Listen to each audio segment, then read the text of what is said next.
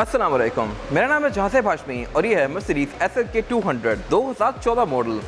ये Mercedes SLK class की third generation है जो कि वर्ल्ड वाइड 2010 में लॉन्च की गई थी और इस गाड़ी को एक बार फेसलिफ्ट भी किया गया था 2016 में। ये गाड़ी प्री फेसलिफ्ट वर्जन है क्योंकि ये गाड़ी 14 मॉडल है, 18 इंपोर्ट है और 23 रजिस्टर्ड है।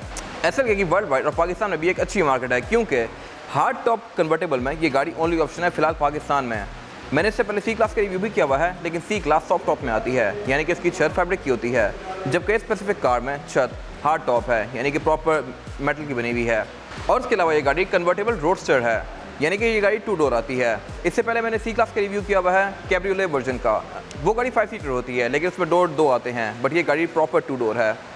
और उसके अलावा अगर बात कीजिए इस गाड़ी की लुक्स की, तो लुक्स के लिहाज से इस गाड़ी का मेरे ख्याल से कोई मुकाबला नहीं। ये गाड़ी 14 मॉडल है, बट स्टिल मॉडर्न डे के लिहाज से भी गाड़ी बिल्कुल भी कहीं से भी पुरानी नहीं लगती। इसका बोनट काफ़ी ह्यूज है और इसकी बहुत सारी वजह हैं जो कि मैं आगे कवर करूंगा इस रिव्यू के अंदर। फिलहाल अगर बात कीजिए SLK 200 की, तो ये गाड़ी साइकिल मोटरस्पोर्ट के पास अवेलेबल है। इसकी डिमांड 1,35,00,000 रुपये है और अगर आपको इसके बारे में कोई इन्फॉर्मेशन लेनी है तो आप इस दिए गए नंबर पर कॉल कर सकते हैं। ये गाड़ी साइकिल मोटरस्पोर्ट के पास अवेलेबल है और साइकिल मोटर्स की टोटल 2 ब्रांचेस हैं। एक रावलपिंडी में DHA2 के गेट 1 के ऑपोजिट लोकेटेड है और एक मरी रोड पर लोकेटेड है। ये गाड़ी दोनों ब्रांचेस पर अवेलेबल की जा सकती है। और इसके अलावा साइकिल मोटर्स पे सिर्फ गाड़ियों की बाइंग एंड सेलिंग ही नहीं, बल्कि गाड़ियों में काम भी किए जाते हैं, जैसे कि tent, strap, ceramic coating, PPF, graphene coating.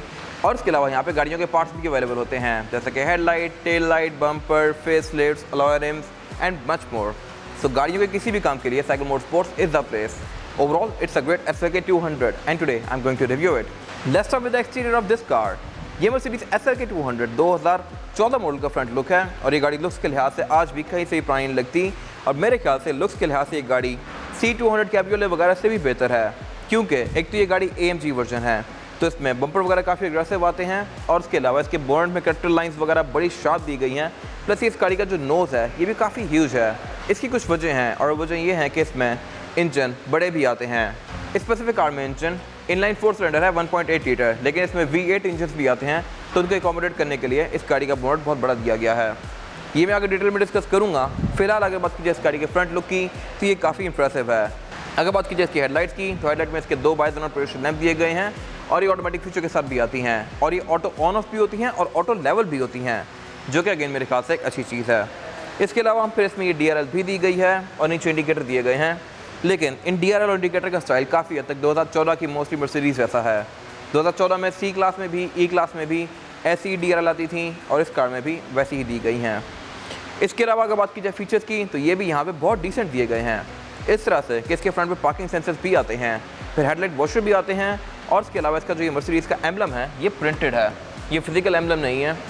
Printed होने की वजह यह है कि इसमें रडार आता है, इसमें lane keep assist, lane departure assist, इसके अलावा फिर ऑटो ब्रेकिंग वगैरह इस तरह की सारी चीज़ें आती हैं जो कि मैं इंटीरियर में जाकर डिस्कस करूँगा अभी।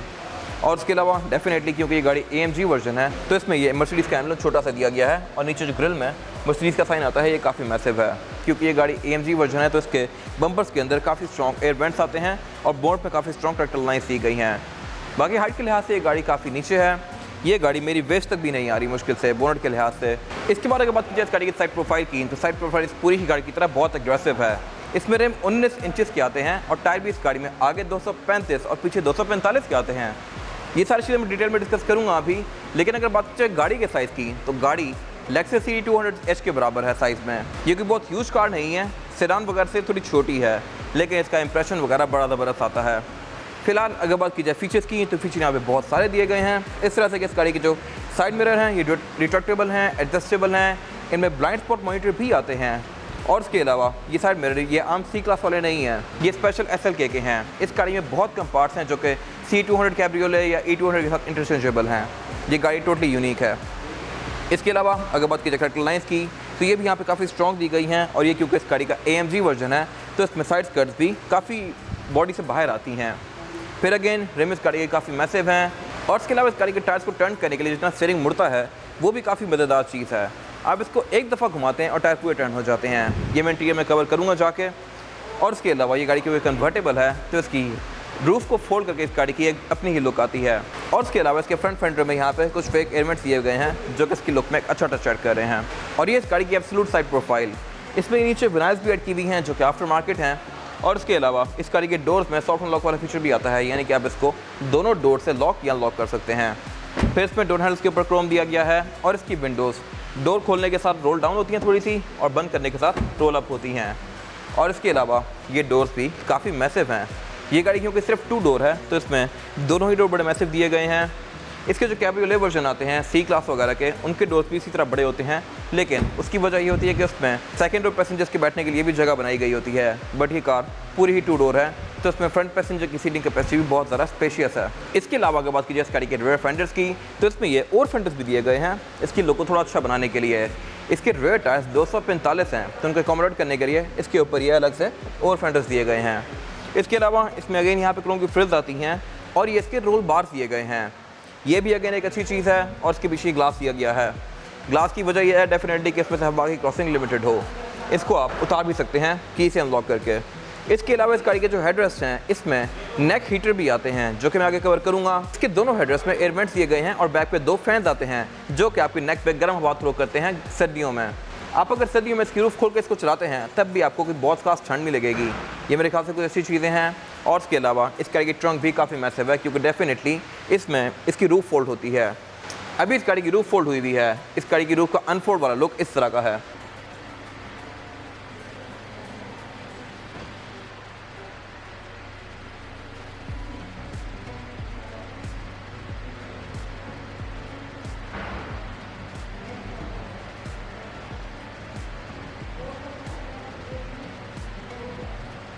और ये इसकी रूफ का अनफोल्डेड लुक। इसकी रूफ मैंने ओपन कर ली है और कोई नया बंदा स्पॉट नहीं कर सकता कि ये गाड़ी कन्वर्टेबल है या नहीं।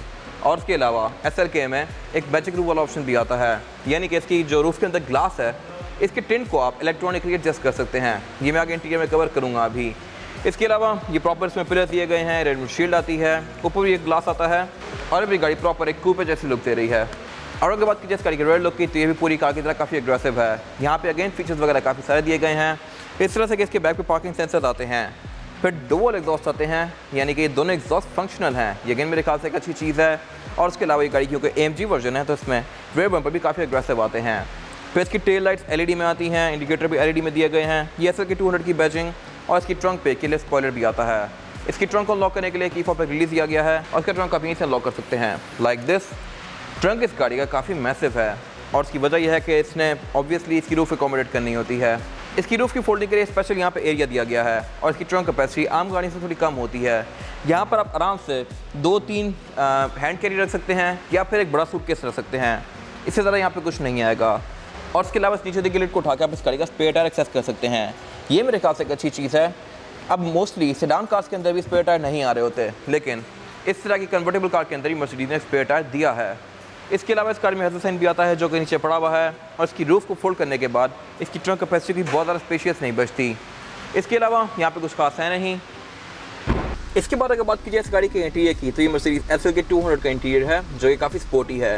ये गाड़ी क्योंकि AMG है तो इस गाड़ी में सीट्स बकेट सीट्स आती हैं और इसमें सीट बेल्ट भी रेड दी गई हैं जो कि मैं आगे डिस्कस करूँगा। अभी फिलहाल ये गाड़ी क्योंकि कन्वर्टेबल है तो इसकी रूफ को फोल्ड कर लेते हैं। इसकी रूफ को फोल्ड करने के लिए यहाँ पे ये स्लॉट दिया गया है जिसको अनलॉक करके आप इस गाड़ी के रूफ को फोल्ड बैक कर सकते हैं लाइक दिस। और रूफ फोल्ड करने के बाद इस गाड़ी की एक बड़ी मज़ेदार फील आती है। इसके अलावा अगर बात कीजिए इस गाड़ी के डैशबोर्ड की तो डैशबोर्ड इस गाड़ी का लुक्स के लिहाज से बड़ा मज़ेदार है, लेकिन साइज़ के लिहाज से ये गाड़ी थोड़ी छोटी है as compared to sedan cars. इसके अलावा अगर बात कीजिए इस गाड़ी के स्टीयरिंग व्हील की तो स्टीयरिंग व्हील इस गाड़ी का मर्सिडीज E क्लास जैसा है जो कि इस एरा में आती थी। इसके स्टीयरिंग के लेफ्ट स्पोक को जो कंट्रोल दिए गए हैं यहाँ से आप इस गाड़ी के MID डिस्प्ले के बीच में नेविगेट कर सकते हैं और राइट स्पोक को जो कंट्रोल दिए गए हैं यहाँ से आप इस गाड़ी की मल्टीमीडिया स्क्रीन के बीच में नेविगेट कर सकते हैं। ये तो सब बेसिक स्टफ है। इसके अलावा इस गाड़ी में पैडल शिफ्टर्स भी आते हैं जो कि मेरे ख्याल से एक अच्छी चीज़ है। बीइंग एन AMG इसमें पैडल शिफ्टर्स दिए गए हैं और इसके अलावा इसमें एयर बैग्स भी काफ़ी सारे आते हैं। इस गाड़ी में टोटल 6 एयर बैग्स दिए गए हैं, एक स्टीयरिंग व्हील में, एक डैशबोर्ड में, 2 डोर्स में और 2 सीट बेल्ट्स में। तो ये आपको हर तरफ से गाड़ी अच्छा खासा प्रोटेक्ट करती है। और इसके अलावा ये पूरा स्टीयरिंग लेदर की फिनिश में है, प्लस इसमें रेड स्टिचिंग दी गई है। रेड स्टिचिंग भी सिंपल कार्स में नहीं आती, इसके बाकी एक्सेंट्स को मैच करने के लिए ये रेड में दिया गया है। इसके अलावा अगर बात कीजिए इसके मीटर की तो मीटर भी इस गाड़ी का इस एरा की मोस्टली कार्स के मीटर से बहुत बेहतर है, इस तरह से कि काफ़ी स्पोर्टी सा लगता है। इसके बीच में जो ब्लैक एरिया है इसमें चेकर पैटर्न दिया गया है जो कि एक स्पोर्ट्स कार वाली लुक देता है इसको। इसके अलावा इसकी स्पीड लिमिट 260 तक है जो कि गाड़ी बहुत आराम से हिट कर सकती है और साथ एक RPM दिया गया है और इसकी रेड लाइन 6.3 पे है।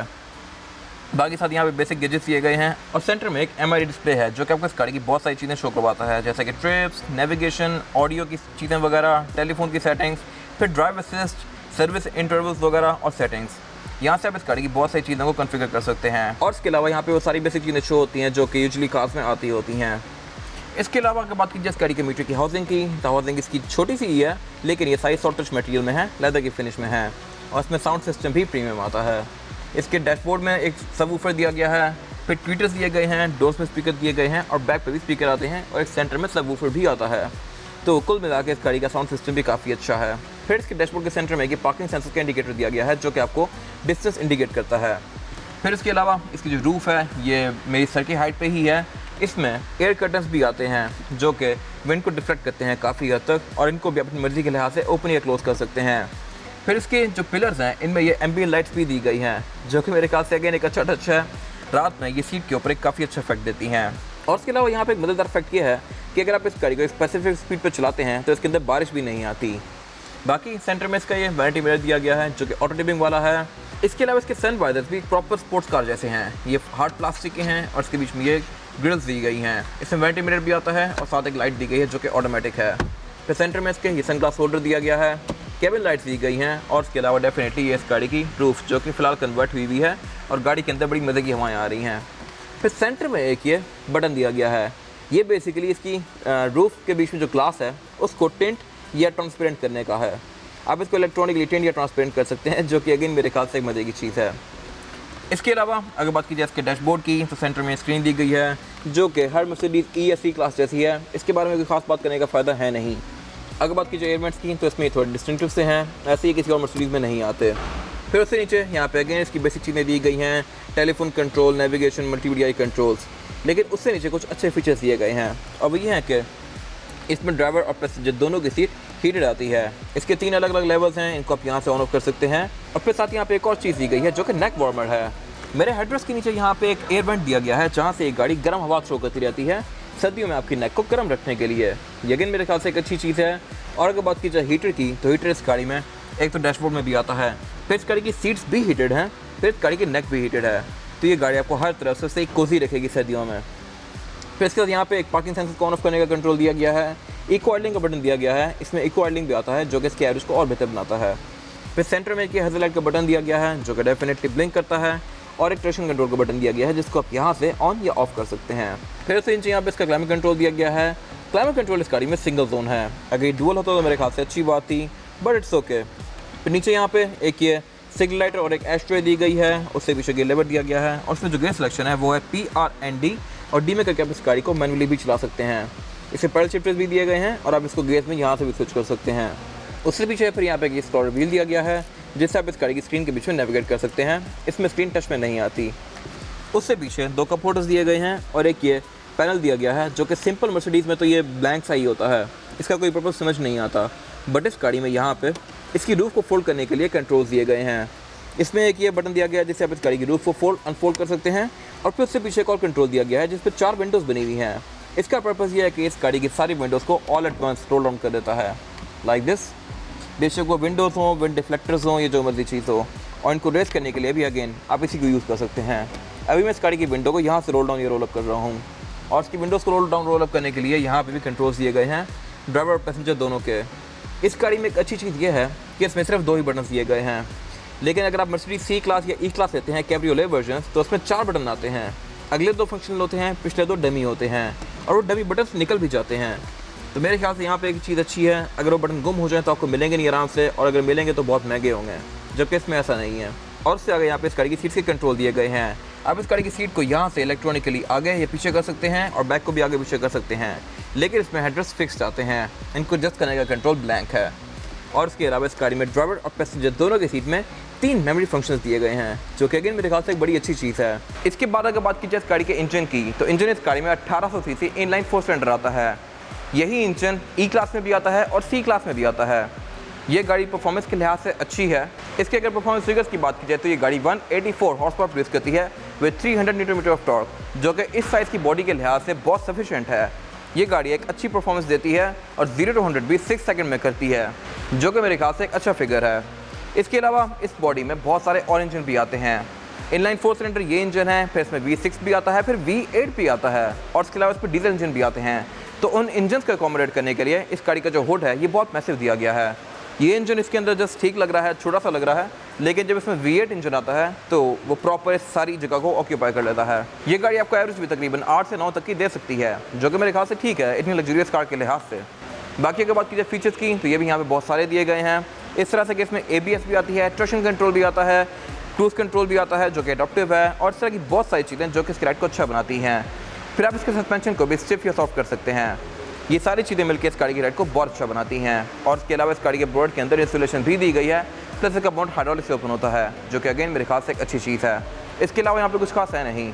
इसके बाद अगर बात कीजिए टायर साइज़ की, तो टायर साइज़ जो होता है इस गाड़ी में ये है 235, 35 और 19 आगे, और 245, 45 और 19 पीछे। तो ये मेरे ख्याल से अगेन एक डिफरेंट सी चीज़ है जो कि आपको यूजुअली मोस्टली कार में देखने को नहीं मिलती। इसमें अगले टायर छोटे हैं लेकिन पिछले बड़े हैं, क्योंकि ये गाड़ी परफॉर्मेंस पे काफ़ी अच्छी है तो इसमें पीछे बड़े टायर दिए गए हैं। इसके बड़े इंजन के साथ और बड़े टायर आते हैं। और इसके अलावा ये टायर क्योंकि सिर्फ 35 प्रोफाइल के साथ हैं तो इसकी प्रोफाइल भी काफ़ी कम लग रही है और इसको काफ़ी अच्छी लुक दे रही है। इसके अलावा ये रिम्स स्ट्रेस भी काफ़ी वाइड हैं और ये AMG रिम्स हैं जो कि डुअल कॉम्बिनेशन में हैं, एल्यूमिनियम और ग्रे के फिनिश में। और इसके अलावा अगेन इस गाड़ी में टायर और बॉडी के बीच में गैप भी ना होने के बराबर है। मेरी मुश्किल से 2 फिंगर्स एडजस्ट हो रही हैं यहाँ पे, बाकी ये बिल्कुल मतलब बॉडी के साथ लगे हुए हैं। और इसके अलावा इसके बम्पर्स के अंदर कुछ फेक वेंट्स दिए हुए हैं जो कि इसको अच्छी लुक दे रहे हैं। और इवन इसकी जो फ्रंट डिस्क हैं ये भी वेंटिलेटेड हैं, AMG वर्जन में डेफिनेटली वेंटिलेटेड आती हैं। और इसके अलावा यहाँ पे एक और चीज़ जो अनयूजुअल है वो ये है कि आप इस गाड़ी के स्टीयरिंग को सिर्फ एक दफ़ा टर्न करेंगे तो इसके टायर फुल टर्न हो जाएंगे, और एक दफ़ा लेफ्ट करेंगे तो इसके टायर फुल लेफ्ट हो जाएंगे। तो अगेन ये भी मेरे ख्याल से एक अच्छी चीज़ है, आपको इसके स्टीयरिंग को काफ़ी ज़्यादा घुमाना नहीं पड़ेगा। ये था आज का रिव्यू। अगर आपको ये रिव्यू पसंद आया है तो इस रिव्यू को लाइक कीजिए, मेरे चैनल को सब्सक्राइब कीजिए, और अगर आपके पास गाड़ी से रिलेटेड कोई भी राय है तो उसको कमेंट सेक्शन में शेयर ज़रूर कीजिएगा, ताकि वो लोग जो ये गाड़ी लेने वाले हैं वो आपकी राय से फ़ायदा उठा सकें। अपना ख्याल रखिएगा। Thank you.